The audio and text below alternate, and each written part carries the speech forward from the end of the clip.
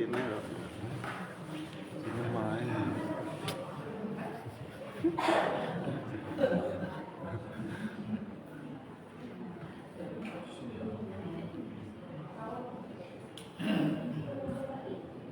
Bismillahirrahmanirrahim.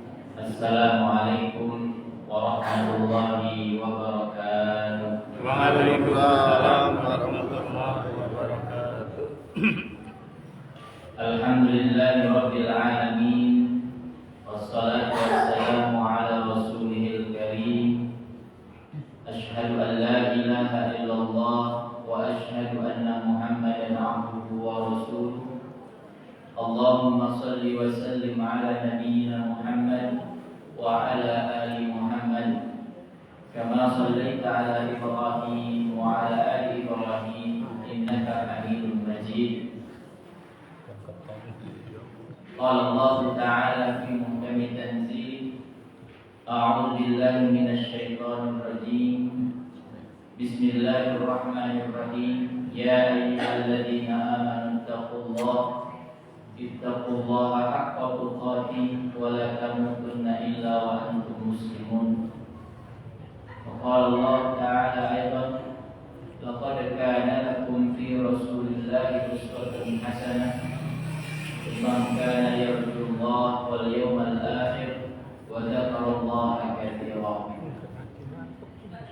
Jamaah rahimani wa rahimakumullah, bersyukur kepada Allah Subhanahu wa taala dengan mengucapkan alhamdulillah bi nikmatihi tatimmus shalihat. Pada pagi hari yang mulia ini kita bisa duduk fi baitin min buyutillah, di salah satu rumah Allah, tempat yang paling dicintai oleh Allah Subhanahu wa taala, di dalam agenda majelis ilmu, agenda yang mulia. Dan orang-orang yang datang ke majelis ilmu ingin mendapatkan kemuliaan, dan semoga kita mendapatkan kemuliaan dengan ilmu yang Allah berikan nanti. Kedua, salawat salam kita aturkan kepada kehalifaan baginda Nabi besar Nabi Muhammad sallallahu alaihi wasallam, sosok uswah dan qudwah yang kita cintai, yang kita harapkan yakni syafaatnya kelak fi yaumil qiyamah. Mudah-mudahan kita selalu istiqomah di dalam mengikuti sunnah-sunnah baginda Nabi Muhammad sallallahu alaihi wasallam. Tidak lupa kita tekankan untuk berdoa kepada Allah agar kita mendapatkan ilmu yang barokah, ilmu yang bermanfaat untuk diri kita, orang-orang terdekat kita, dan lebih luas lagi. Allahumma 'allimna ma yanfa'una wanfa'na bima 'allamtana wa zidna 'ilma wa arinal haqqa haqqan warzuqna ittiba'ah wa arinal batila batila warzuqna ijtinabah. Semoga Allah memberikan kita ilmu yang bermanfaat, ya, bermanfaat bagi diri kita dan semuanya. Allah tambahkan ilmu ini untuk menerangi kita, untuk menjadi cahaya di dalam kegelapan. Wa arinal haqqa haqqan, sehingga kita berani mengatakan yang benar, kita katakan benar. Wa warzuqna ittiba'ah wa arinal batila batila. Kalau itu adalah sebuah kebatilan, sebuah kesalahan, maka kita berani katakan itu adalah merupakan kebatilan. Ini karena sebab ilmu. Mudah-mudahan Allah memberikan kita keberkahan dan kemuliaan tersebut. Jamaah rahimani wa rahimakumullah, di dalam fase kita hari ini, di era kita hari ini, sungguh sangat mudah untuk berkomunikasi, sangat mudah untuk menjalin apapun itu, ya, obrolan, ya, dan sebagainya di media sosial. Makanya disebut ada new media, adanya media-media YouTube, WA, Facebook. Ini mempermudah kita untuk berkomunikasi. Tetapi juga tidak kalah penting kita membahas bagaimana kita membentengi diri agar kita juga tidak terbawa oleh pengaruh negatif atau efek yang luar biasa dari media tersebut. Jadi benteng ini sangat penting. Apalagi di zaman sekarang ini ya, degradasi moral, bobroknya moralitas itu sudah sangat luar biasa. Makanya judul kita, tema kita hari ini, zaman olok-olokan, yang sedikit-sedikit orang bisa dibully baik secara verbal atau secara fisik. Orang bisa dibully melalui media sosial atau dibully secara langsung. Tapi yang banyak terjadi hari ini, bulian-bulian itu adalah di media. Karena sangat mudah bagi kita. Kita tidur di dalam kamar mencet-mencet, sudah nyakitin berapa orang. Itu dia. Kalau dulu kita mau bermaksiat, misalnya mau melakukan sesuatu yang nyakitin, ya kita harus keluar dulu dari rumah, ketemu, langsung ketemu. Sekarang nggak perlu ketemu, cuma lihat foto, dalam foto ini di WA, ini orangnya. Dibully mudah sekali. Ya, ini media ini sifatnya netral. Kalau kita gunakan untuk hal yang positif, ya kita dapat yang positif. Tapi kalau kita gunakan dalam hal-hal yang buruk, ya kita dapatnya keburukan.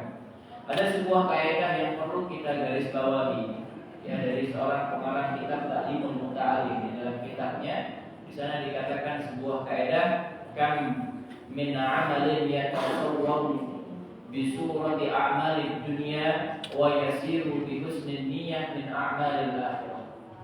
Ini perlu kita catat, perlu kita perdalam, ya, bahwa banyak perbuatan yang nampak, perbuatan itu coraknya keduniaan, coraknya dunia, tetapi karena niatnya apik, bihusnin niyah, niatnya bagus, maka corak keduniaan itu dinilai oleh Allah dengan nilai akhirat. Ini kalau kita niatkan karena Allah, bihusnin niyah, niatnya bagus, artinya dia mampu untuk mempergunakan apapun itu, ya, coraknya dunia itu untuk dalam rangka beribadah kepada Allah, bihusnin niyah, dengan niat yang baik. Maka corak dunia itu berubah menjadi nilai akhirat. Ya, contoh misalnya jalan-jalan ini kan coraknya dunia banget. Tapi kalau kita niat jalan-jalan untuk menghilangkan kepenatan, untuk menghilangkan kegalauan, kegelisahan, ya sesekali lah. Karena alhamdulillah tadabbur Quran ya setiap hari, sesekali tadabbur alam, sesekali tadabbur alam. Maka ketika dia tadabbur alam, niatnya untuk menghilangkan kepenatan, kejenuhan, coraknya dunia berubah menjadi nilai akhirat. Dia mendapatkan pahala bihusnin niyah karena niatnya apik dulu. Ya.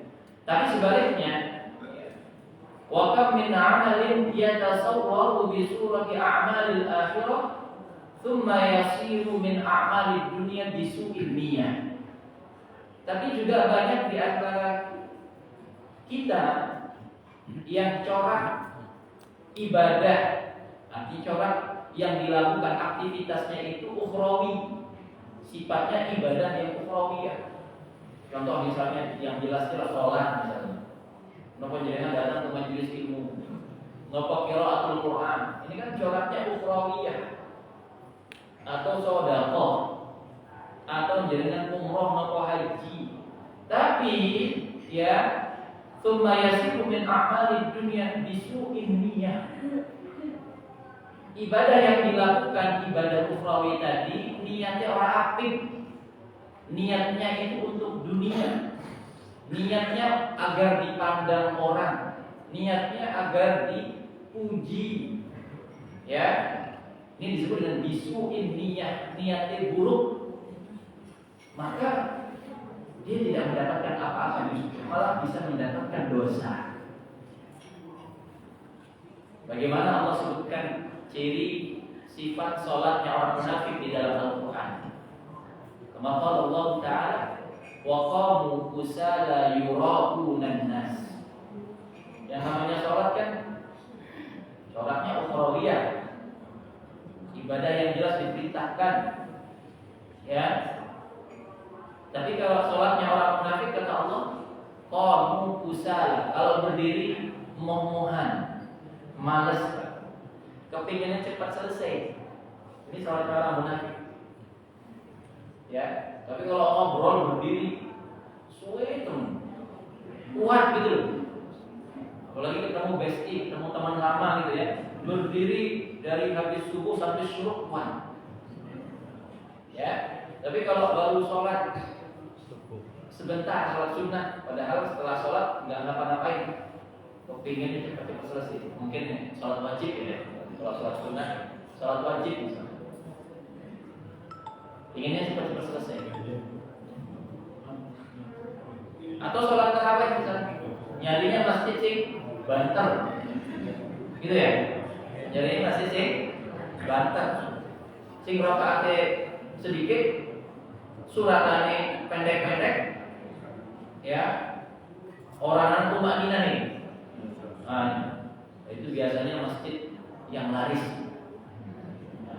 Waliyahzubillah. Kalau sholat tidak menggunakan tumakninah sah atau bodan? Bodan.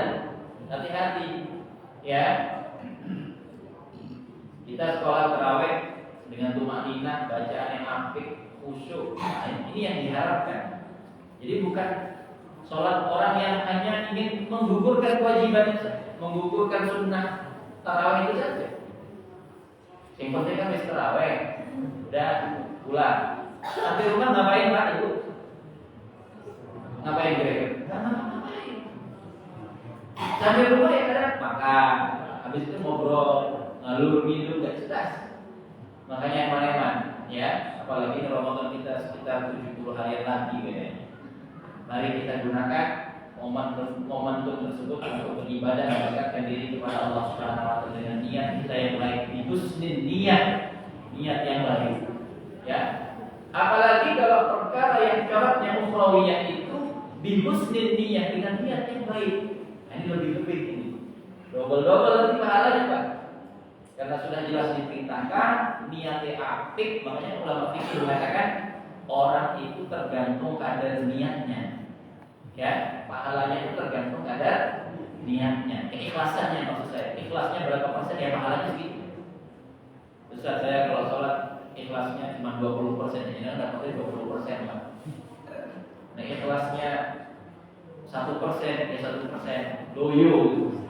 Nah, ya, tergantung bagaimana niat kita, keikhlasan kita kepada Allah Subhanahu wa taala. Nah, kaidah ini bisa kita terapkan ya dalam segala aktivitas kita, baik keduniaan atau yang sifatnya ukhrawiyah. Kalau niatnya di husnul niat dengan kebaikan niat, tulus ikhlas karena Allah dalam pengamalan tersebut, maka insya Allah mendapatkan pahala yang besar. Saya bawakan satu ayat Allah Subhanahu wa taala dalam surah Al-Ahzab untuk membuka tema kita. Laqad kana lakum fi Rasulillahi uswatun hasanah. Kita kembali merujuk kepada Nabi sebagai uswah hasanah. Nabi di dalam hidup, bermuamalah, bermasyarakat dalam ijtimaiyahnya, ya, bagaimana beliau mengurusi syu'un al-iqtisadi dalam masalah ekonomi, kita merujuk kepada Nabi sallallahu alaihi wasallam. Bagaimana beliau bermuamalah dengan muslim ataupun non-muslim, kita merujuk kepada Nabi sallallahu alaihi wasallam. Beliau contohkan, ya, maka sebaik-baik prototipe role model kita adalah Nabi. Nah, sekarang pertanyaannya, uswah hasanah kita yang baginda Nabi Muhammad sallallahu alaihi wasallam, apakah pernah berguyon atau tidak? Pernah bercanda atau tidak? Ya. Pernah apa betul? Pernah. Pernah. Agar kita lebih mengetahui, ya, bagaimana sisi kehidupan Nabi Shallallahu Alaihi Wasallam nanti dari hadis-hadis yang disampaikan, ya. Jadi Nabi Shallallahu Alaihi Wasallam, ya, bercanda, tertawa, ya, ini merupakan hal yang fitrah sebenarnya. Tetapi dari diri Nabi Shallallahu Alaihi Wasallam pun nanti disebutkan oleh Aisyah radhiyallahu taala anha bahwa ma ra'aitu Rasulullah sallallahu alaihi wasallam, ya, mustajmi'an qat dhahikan hatta tura min lahawaduhu innama kana yatabassam. Kata Aisyah, istrinya mengatakan, bercerita, aku belum pernah melihat Kanjeng Nabi Muhammad SAW tertawa terbahak-bahak hingga kelihatan lidahnya. Tetapi kalau beliau ada yang lucu, ya, inna makana yatabassam. Beliau cukup dengan tersenyum, bukan tertawa, tersenyum. Jadi tersenyum, oke? Nabi SAW itu kalau ada yang lucu senyum, ya, bukan tertawa yang sampai banyak mungkin di masyarakat kita tertawa terbahak-bahak, termehek-mehek sampai perutnya sakit. Nah, kalau Nabi tidak pernah. Nabi hanya sekedar tersenyum. Oh ini lucu, oh ini guyon. Tapi bukan mengolok-olok guyonannya Nabi, ya kan? Bukan membuli, ya. Makanya kalau kita berbicara canda tawa, orang berguyon ini merupakan irama kehidupan, merupakan fitrah kehidupan saja, yang tidak mungkin bisa terhindarkan dari diri kita. Apalagi kita hidup di tengah-tengah masyarakat, ya. Terkadang yang namanya berguyon, bercanda, bersosialisasi dengan masyarakat di sekitar kita itu ya dengan itu, gitu? Dengan cara itu, guyon gitu ya. Itu cara berinteraksinya dengan masyarakat. Bahkan dalam kondisi-kondisi tertentu, gitu, canda ini atau guyonan ini bisa menjelma menjadi metode pendidikan dalam kondisi-kondisi tertentu, ya. Dan kita nggak bisa pungkiri, ya, kita nggak bisa memungkiri. Terkadang juga guyonan ini pada saat-saat tertentu memang dibutuhkan untuk menciptakan suasana itu yang santai, suasana sing orang jumut, suasana sing orang tegang gitu. Makanya kalau misalnya ada pengajian terus ada guyonannya sedikit, ya wajar. Dengan tujuan agar jamaah itu boten ngantuk, Tegang. dan seger gitu. Tapi kalau dari awal sampai akhir pengajian guyon tok isinya, ini musibah. Hati-hati. Ya ini salah enggak, yang jenenge majelis ilmu. Yang dibahas apa? Ilmu. Bukan dari awal sampai akhir berguyon. Kalau dari awal sampai akhir bahkan setiap pengajian kerjaan guyon, ya jadi stand up komedi saja. Jadi pelawak. Ya, karena bukan tempatnya. Nah, ini yang perlu kita bahas, ya. Nah, jamaah rahimani wa rahimakumullah. Pada dasarnya hukum berguyon itu, kata para ulama itu mubah-mubah saja. Boleh-boleh saja, sah-sah saja sesuai kadarnya. Jadi tidak berlebih. Tidak berlebih. Jadi seorang muslim itu tidak kaku, Ibu. Seorang muslim itu bukan kaku, jumut, yang serius terus hidupnya. Enggak. Dia sesekali memang kadang butuh ungkapan apa, sebagaimana Nabi dulu, ya, menyebut seorang anak dengan kalimat ya dal udunai, dua anak yang memiliki dua telinga.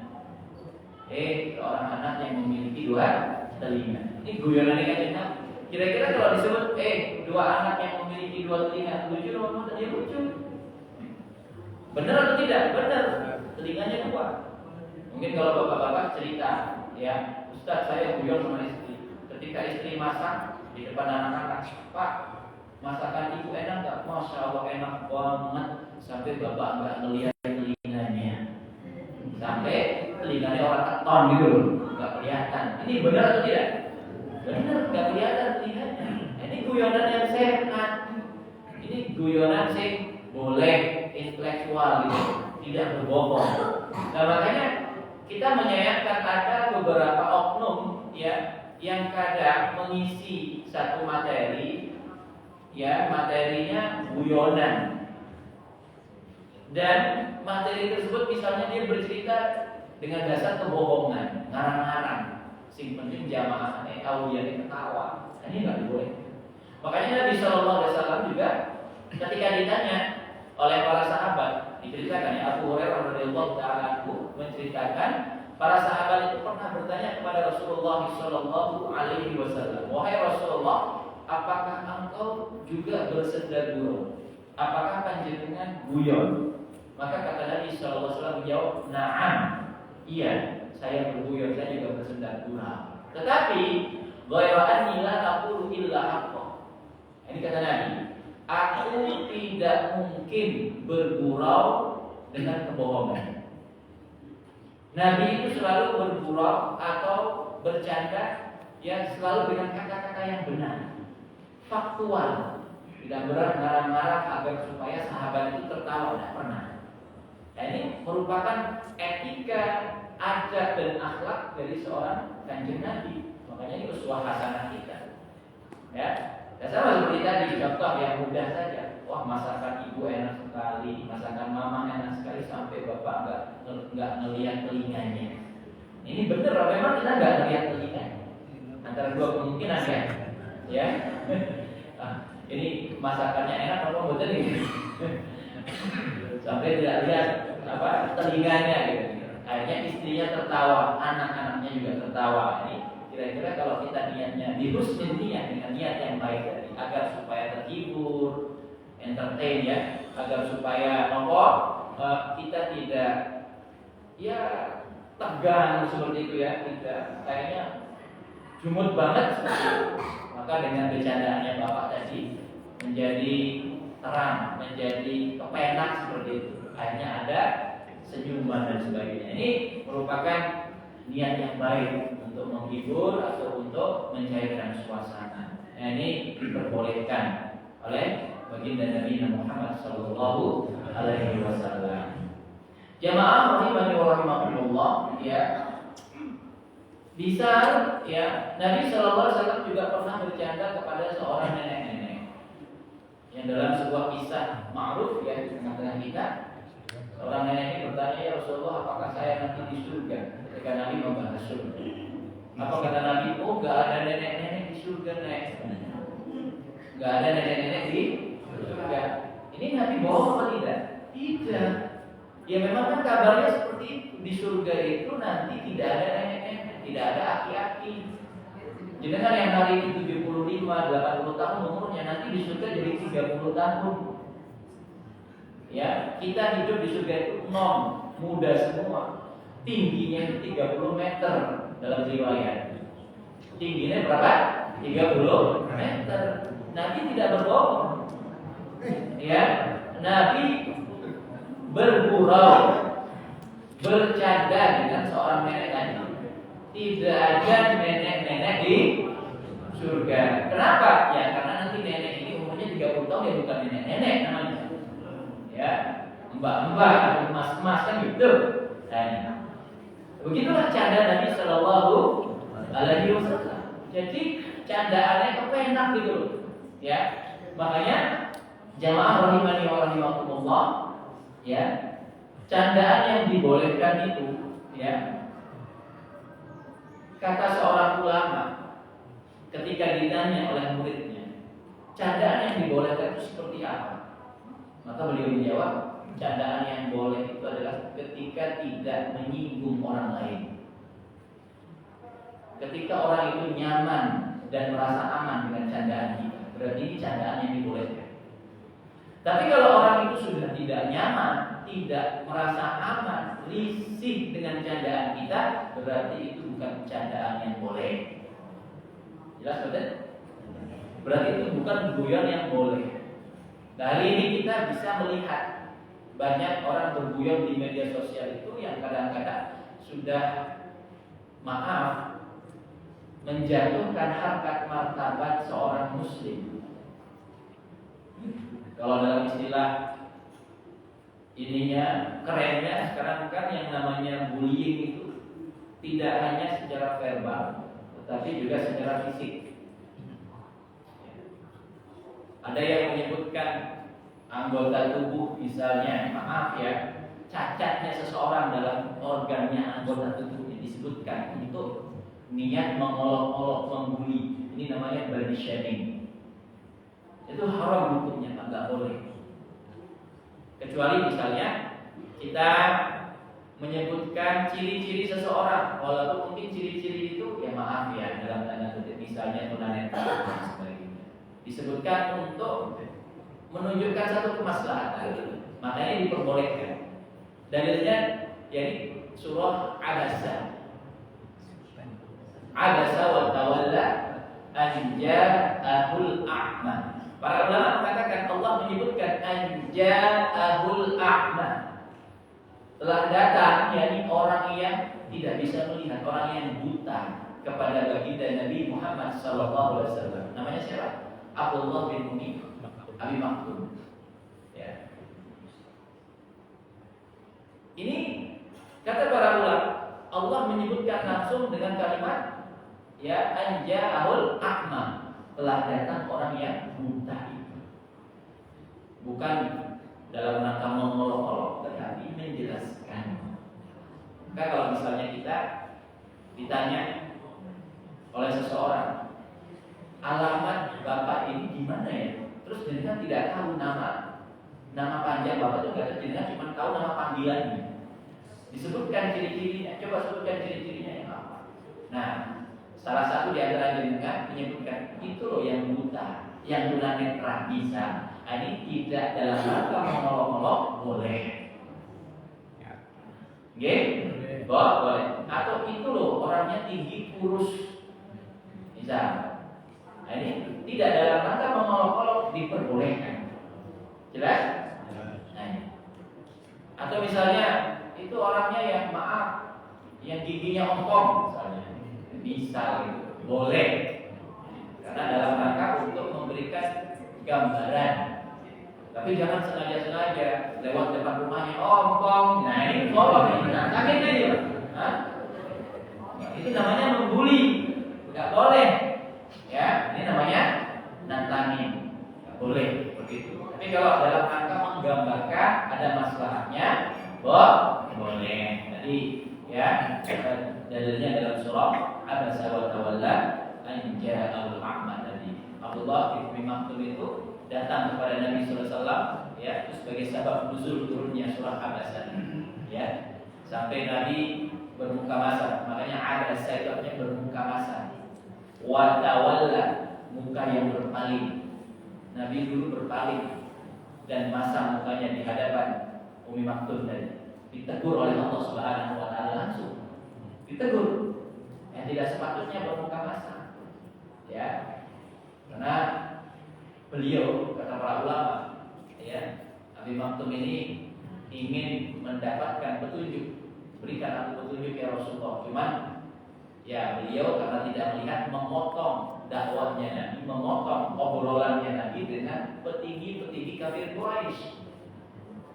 Ya, Abu Jahal, Ubay bin Khalaf dan sebagainya. Akhirnya Nabi hilang konsentrasinya, berubah raut mukanya. Jadi bukan tiba-tiba masam muka Nabi, tidak, tapi karena ada sesuatu hal yang membuat Nabi itu berpaling dari Abdullah bin Umi Maktum. Dan wallahu a'lam. Oke, kita kembali. Jadi ada kalanya memang kita mengalami kelesuan, ketegangan dalam hiruk-pikuk kesibukan kita sebagai manusia. Muncul rasa jenuh ya di dalam rutinitas kita. Kita semua pasti capek, pasti pernah jenuh, pasti pernah kok kayaknya mau nonton teman gitu. Ya, kayak gini-gini terus gitu ya. Nah, ini butuh kadang-kadang suasana guyon, bercanda. Nah, terus bercanda yang dibolehkan yang seperti apa Ustaz? Pertama adalah bercanda yang kita luruskan niat kita. Bercanda untuk memberikan kenyamanan. Ini yang boleh. Kita luruskan makanya niat kita, ya, untuk menghilangkan rasa penat di dalam hati kita, rasa bosan dan lesu dalam kehidupan kita. Ini dibolehkan. Jadi bukan dalam tanda kutip, ya, bukan dalam rangka mengolok, membuli dan sebagainya. Jadi kan banyaklah saya yakin nonton di video-video di media sosial atau di YouTube itu ada orang-orang yang bullying secara fisik, ya, yang anak-anak SMP, SMA itu ulang tahun, ya, untuk memberikan surprise kepada temannya diikat ya, ke tangannya, ditutup matanya, terus dibuang ke kolam, dilempar ke kolam. Ternyata temannya itu nggak bisa renang, ya, akhirnya meninggal. Nah, ini kan ngaco. Ini guyonan yang tidak dibolehkan. Bahkan ada orang yang maaf, ya, sampai guyonannya itu yang sewu, ya, dari atas gedung, niatnya bercanda, dorong seperti itu, ya, tapi beneran kedorong, jatuh, meninggal. Nah, ini ada yang diikat di tiang listrik, ya, tiba-tiba ternyata kena air kesetrum, mati. Nah, ini guyonan yang tidak dibolehkan. Makanya ada jenis-jenisnya. Pertama, berarti guyonan yang boleh itu adalah untuk menghilangkan kepenatan kita saja, ya, bukan yang membahayakan jiwa kita atau bukan yang menurunkan harkat martabat saudara manusia kita. Yang kedua, guyonan yang diperbolehkan apa?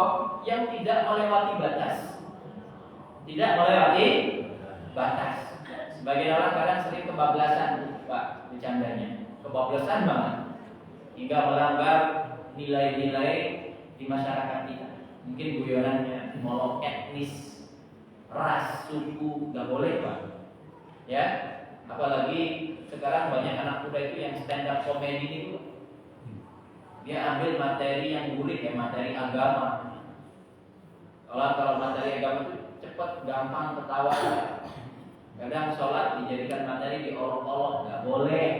Dosa betul, dosa haram hukumnya. Hati-hati, ya, nggak boleh, ya.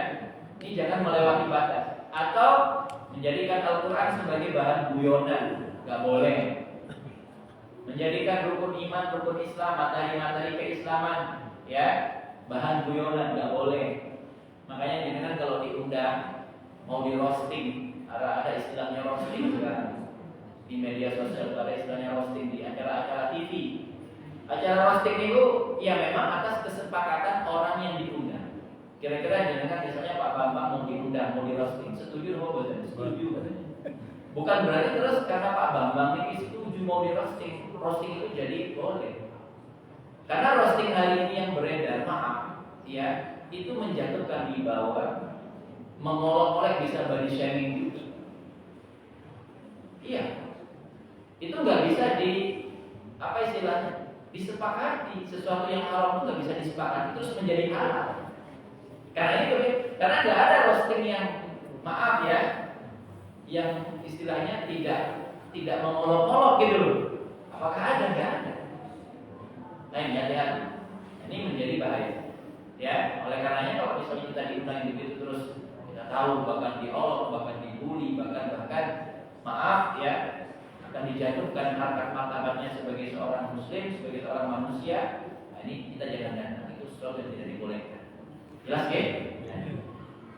Atau di dalam pengajian ustadznya ngerosting jamaahnya, ya, diolok-olok jamaahnya, atau jamaahnya ngolok-olok ustadznya. Nggak boleh, dua-duanya nggak boleh. Atau berkata dengan kata-kata yang kotor, kata-kata sing kasar dalam dakwahnya. Ini tidaklah mencerminkan dakwahnya kanjeng Nabi Muhammad Sallallahu Alaihi Wasallam. Siapapun dia, dari manapun organisasinya, apapun, ini berlaku untuk kita semua. Tidak boleh kita menggunakan kata-kata yang menyakiti. Saya kadang isi di Nabi, di lapas itu. Jangan karena dia Nabi terus kita boleh dengan kata-kata smoking, atau enggak mungkin. Tidak boleh. Saya juga pernah membina anak PAN gitu, Pak. Karena mereka anak PAN terus boleh kita kata-katain misalnya dengan kata-kata yang kotor. Tidak. Justru kita tunjukkan kata-kata yang baik. Sebagaimana dulu Nabi Musa didakwah, Nabi Musa diperintahkan oleh Allah Subhanahu wa taala untuk berdakwah kepada siapa? Kepada Firaun. Dengan apa? Qaulan layyinan. Dengan kalimat, cara dakwah yang lembut, yang baik. Nah, ini jelas ya? Apalagi dengan orang-orang yang kita kenal, tetangga kita, sahabat kita, ya, tidak boleh dengan kalimat-kalimat yang menyakiti, ya, dan sebagainya. Wallahu a'lam bishawab. Apalagi di tengah-tengah pengajian. Maka ini kita harus betul-betul menjaga kalimat kita, cara dakwah kita, karena ini merupakan perintah dari Nabi Muhammad SAW. Ya. Oleh karenanya sekali lagi tidak kelewat batas di dalam berguyon. Jangan sampai kita melewati batas. Yang ketiga, jangan sampai kita berguyon dengan orang yang tidak bisa guyon. Oke? Kadang-kadang kita sengaja, Pak, sudah tahu orang itu nggak bisa dibercandain, diolok-olok, dibercandain. Berarti ini namanya nantangin. Kalau orang itu nggak bisa guyon, jangan guyonin. Jadi ada kita sebagai seorang muslim, Pak. Ya, kadang memang ada tipe-tipe orang yang serius. Ya, memang nggak suka guyon, dan guyonnya dia itu ya diem. Guyonnya apa? Ya diem gitu, ya menang. Itu dia udah guyon. Ada mungkin, tapi nggak banyak, gitu ya, nggak banyak. Nah, kalau kita ketemu dengan orang-orang seperti ini, jangan kita guyonin, karena mereka tidak suka guyon. Ini untuk menjaga perasaan. Menjaga perasaan saudara kita, sahabat kita, keluarga kita, bagian daripada pahala. Ya, dapat pahala, Pak. Insyaallah, ya. Dapat pahala dari Allah Subhanahu wa taala. Terus yang keempat, jangan berguyon dengan perkara-perkara yang serius. Misal lagi baca Al-Quran, guyon. Ini kita lagi serius baca Al-Quran, nggak boleh guyon-guyon. Ya, lagi sholat Jumat, guyon. Nah, ini nggak boleh. Lagi sidang dengan hakim, ada pengacara, terus dia guyon, nggak boleh. Nah, ini perkara-perkara serius yang tidak boleh kita berguyon di dalamnya. Kita menjadi seorang saksi, kita bersaksi di hadapan hakim, di hadapan pengacara, di hadapan orang-orang untuk membela misalnya yang benar. Boleh kita berguyon di situ. Jadi serius. Ini perkara-perkara serius yang tidak boleh kita berguyon di dalamnya. Adapun yang kelima, kita menghindari perkara-perkara yang dilarang. Perkara-perkara yang dilarang oleh Allah Subhanahu wa taala saat bercanda. Hati-hati. Jangan sampai kita bercanda dengan hal-hal yang dilarang oleh Allah Subhanahu wa taala. Contoh misalnya, tidak boleh bercanda, bersegak gurau dalam perkara yang dilarang itu menakut-nakuti kaum muslimin. Bercanda, dia kirim WA, ada bom, ya, di grup lagi, di grup RT, Pak, ada bom di Masjid Al-Hikmah, misal gitu. Niatnya bercanda, ini bercanda yang tidak dibolehkan. Menakut-nakuti. Atau ada perampok, niatnya guyon, tetapi dia bohong. Ini dosa. Ini menakut-nakuti, nggak boleh. Jadi menakut-nakuti seorang muslim, walaupun niatnya bercanda, tidak dibolehkan di dalam syariat kita. Ini. Bahkan ada orang yang bercanda dengan memakai sesuatu, misalnya kostum. Ini sekarang kan banyak yang ngeprank itu loh. Orang yang ngeprank kadang dia gantung, maaf ya, patung pakai baju putih, ada rambutnya kayak kuntilanak itu, digantung di tempat umum, di pohon-pohon jalan itu ada 3-4 digantung. Nanti kalau ada orang lewat diturunin tadinya. Ya, akhirnya orang yang lewat itu kaget, jatuh dari motornya. Nah, kalau dia punya penyakit jantung gimana? Serangan jantung gitu. Nah ini menakut-nakuti kaum muslimin nggak boleh, karena mafsadatnya besar. Kalau orang yang sakit asma, sakit jantung dan sebagainya bisa kambuh penyakitnya, karena situasi yang mengagetkan dirinya. Jadi hati-hati, jangan sampai kita bercanda dengan cara menakut-nakuti, atau menakut-nakuti misalnya di kegelapan dengan berteriak sekencang-kencangnya, berteriak sebagaimana hantu misalnya dan sebagainya, ya. Atau dia menangis di dalam kegelapan, ini untuk nakut-nakutin. Ini nggak boleh. Hati-hati. Mungkin ini bercanda yang kadang sering kita temukan, ya. Dan ini ternyata ada efek Mafsadat yang luar biasa sehingga tidak dibolehkan dalam Islam. Ini, ya, anak-anak kita yang mungkin kita senang bercanda itu orang tua, mentalitasnya itu nanti terganggu. Dia menjadi penakut. Padahal Muslim itu harus yang pemberani. Muslim itu harus yang qawi, yang kuat. Tapi kalau sedikit-sedikit dari kecil mereka kita takut-takuti, mentalnya rusak. Harapannya kita sebagai orang tua, anak kita menjadi pemberani, ini malah jadi penakut. Karena apa? Cara kita mendidik yang salah mungkin. Kadang-kadang kita takut-takuti dan sebagainya. Ya, anaknya biar menang diangkatin tisu, ngerti apa? Diangkat, cuma diangkat saja itu tisu atau diangkat apa misalnya, itu nggak boleh. Nanti ada hadisnya ya. Nah, bahkan Nabi SAW bersabda, la yaqudanna ahadukum mata akhihi la'iban wala jadan. Ini. Janganlah salah seorang dari panjenengan mengambil barang milik saudaranya baik bercanda maupun serius. Nah, ini yang selanjutnya, bercanda dengan contoh menyembunyikan sandal temannya.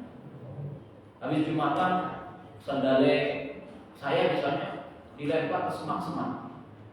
Akhirnya capek saya nyari. Ini walaupun perkara sandal, perkara remeh-temeh Pak, tetapi tidak boleh dibicarain. Ini kan barang hak milik berharga. Kalau orang sampai nyari-nyari mutar berarti berharga. Begitulah Islam menjaga kita sebagai seorang muslim.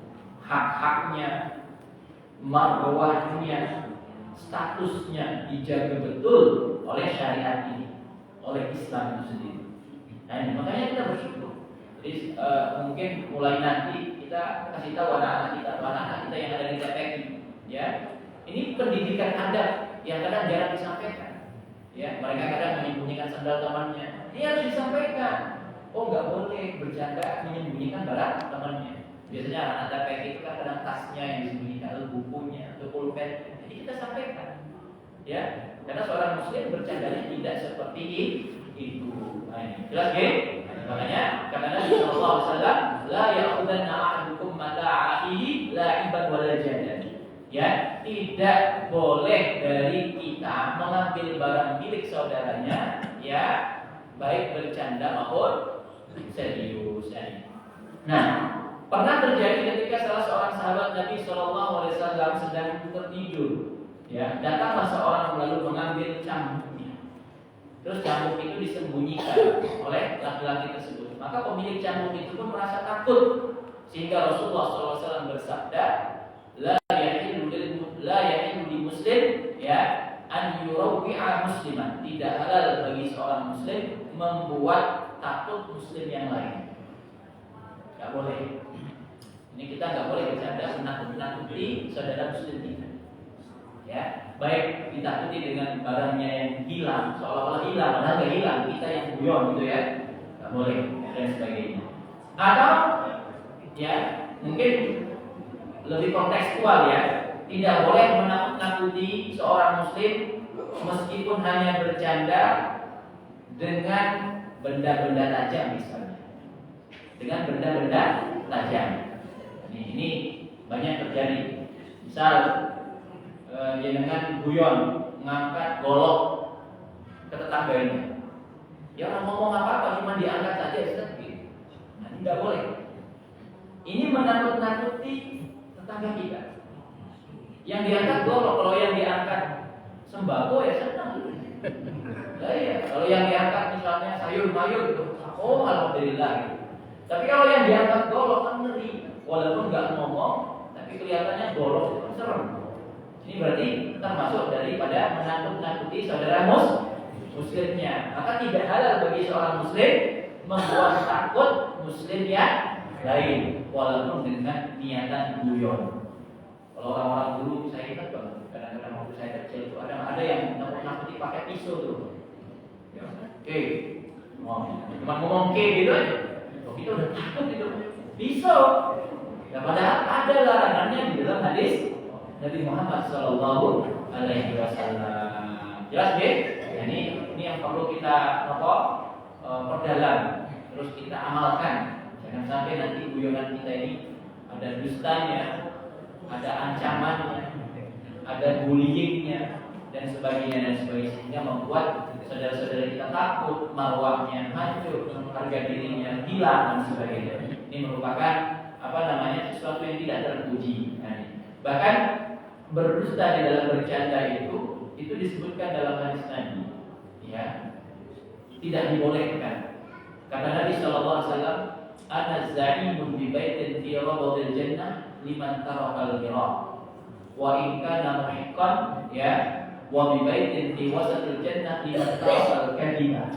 Nah ini, aku menjamin sebuah taman di bagian tengah surga bagi orang yang meninggalkan debat, dan aku menjamin bagi mereka, ya, sebuah rumah atau taman, ya, yaitu sebuah istana di tengah-tengah surga. Bagi siapa? Liman tarakal kadhib, bagi yang meninggalkan kedustaan.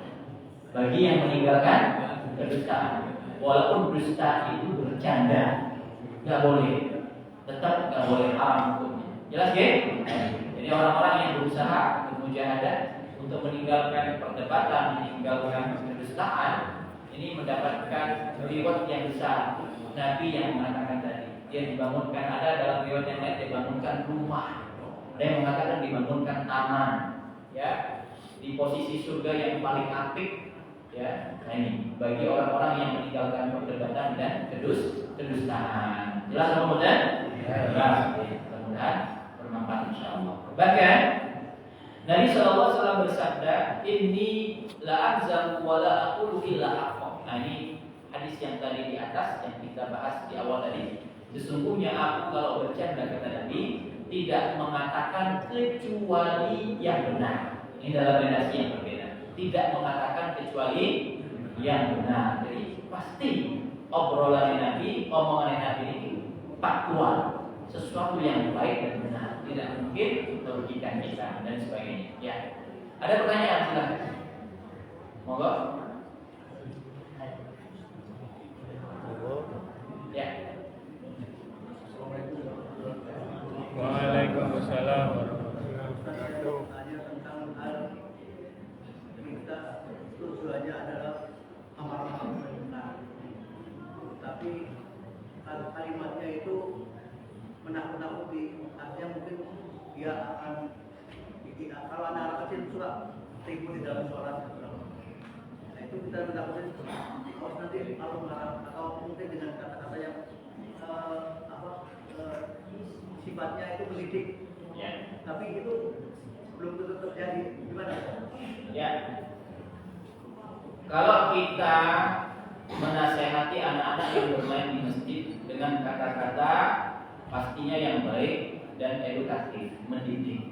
Contoh misalnya, nanti kalau bermain di masjid, Allah marah. Dalam artian marah di sini, ya jelas memang kalau dia bermain sampai merusak, tapi kalau hanya bermain-main biasa, tidak masalah. Kalau yang bermain sampai mengganggu orang sholat itu baru itu. Tapi kalau dia bermain di luar waktu sholat itu diperbolehkan main di masjid. Justru memang harus main di masjid. Kalau nggak main di masjid, mainnya di mana? Nanti mainnya jangan salahkan mereka keluyuran kemana-mana, karena masjidnya ditutup. Nah, kita menegur itu kalau dia mengganggu ibadah, itu baru ditegur. Nanti kita, ya memang betul, Allah tidak ingin ibadah kita rusak, ya. Allah ingin kita sholatnya khusyuk, kan begitu. Maka kalau kita misalnya katakan nanti dapat dosa, boleh, memang iya, betul, memang ada apa namanya, ada hal yang seperti itu.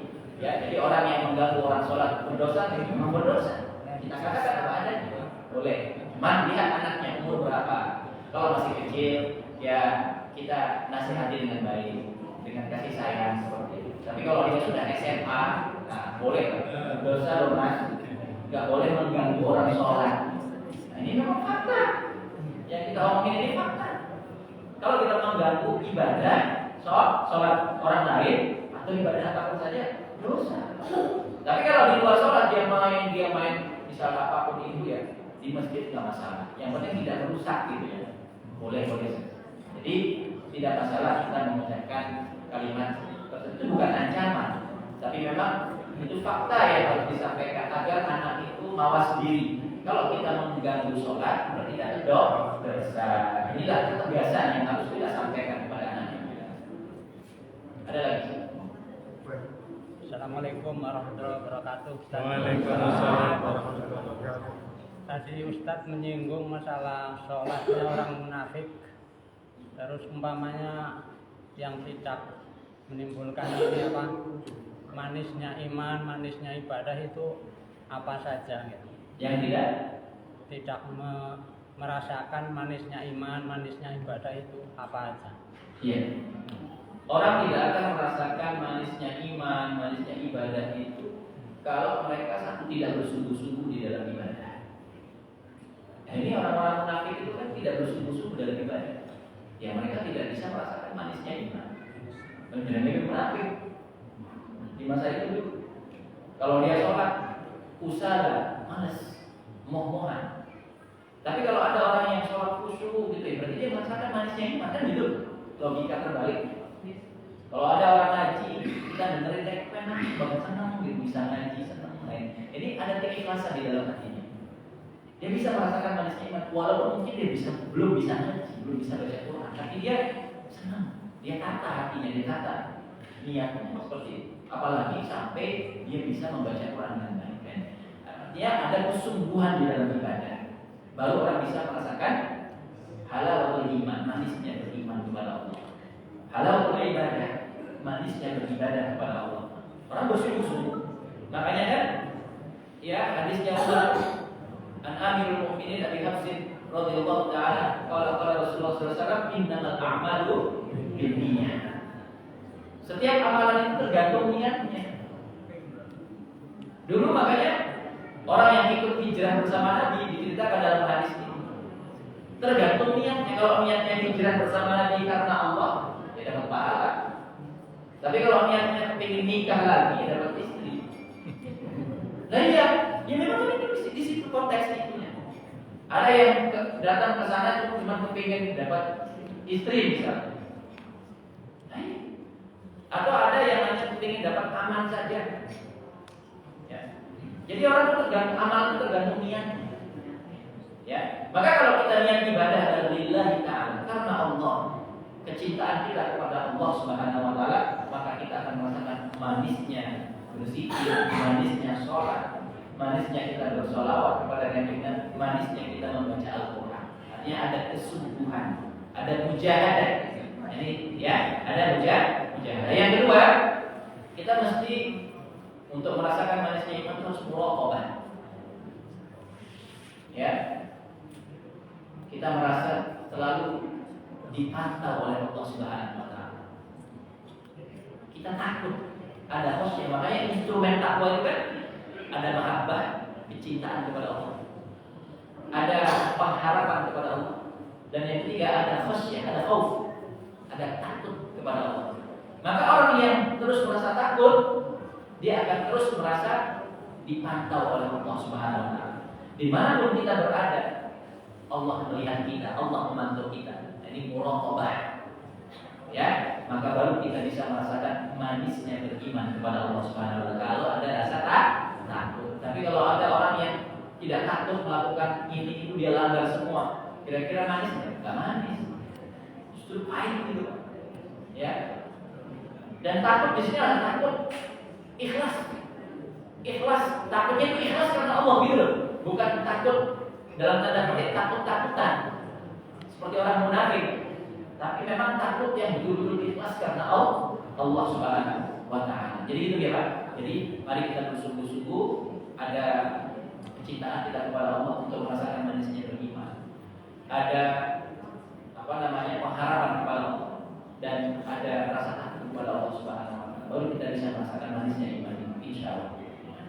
Ada lagi? Ya.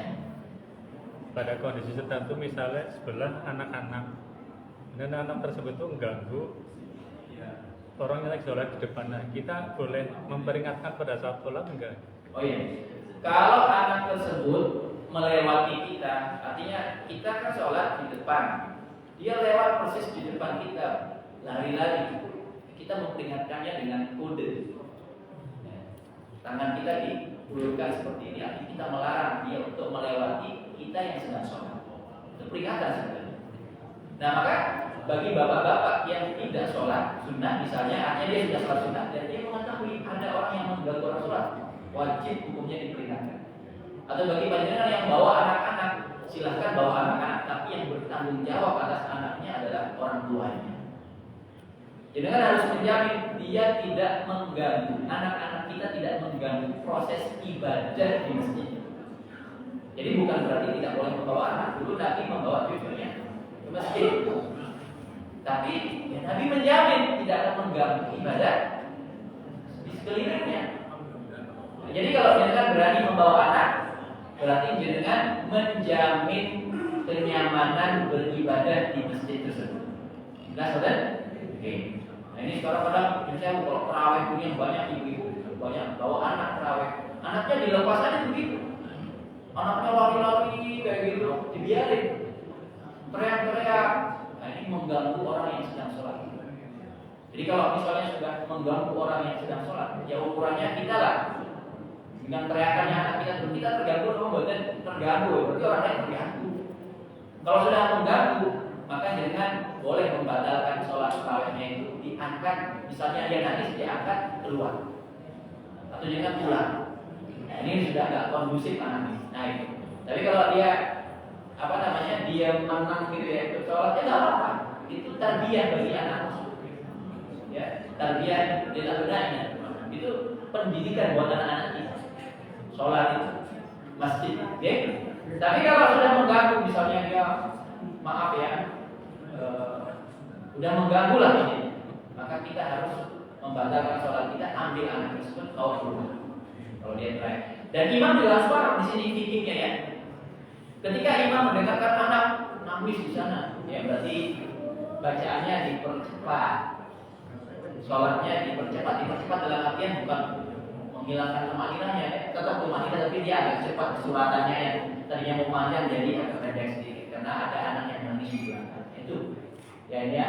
Jadi kita saling memahami lah seperti itu. Imam dan para jamaah ini harus saling memahami satu sama lain. Insya Allah akan timbul kondusivitas ya di dalam beribadah di masjid kita. Wallahu a'lam bishawab. Tapi kalau jenengan lagi sholat terus menegur anak itu sholat, ya batal sholat. Nggak boleh. Kalau kita mau menegur dengan lisan, batal. Tapi kalau dia lewat di depan kita, boleh kita tegur dengan memang kita halangi, memang sunnahnya gitu. Pantauannya begitu. Kita ulurkan tangan kita, artinya larangan melewati orang yang sedang sholat. Jelas ya? Cukup ya? Barakallahu fikum wa akhiru da'wana alhamdulillah subhanallahi wa bihamdihi asyhadu an la ilaha illa anta astaghfiruka wa atubu ilaik. Terima kasih kami ucapkan mohon maaf atas segala kesalahan. Assalamualaikum warahmatullahi wabarakatuh. Waalaikumsalam.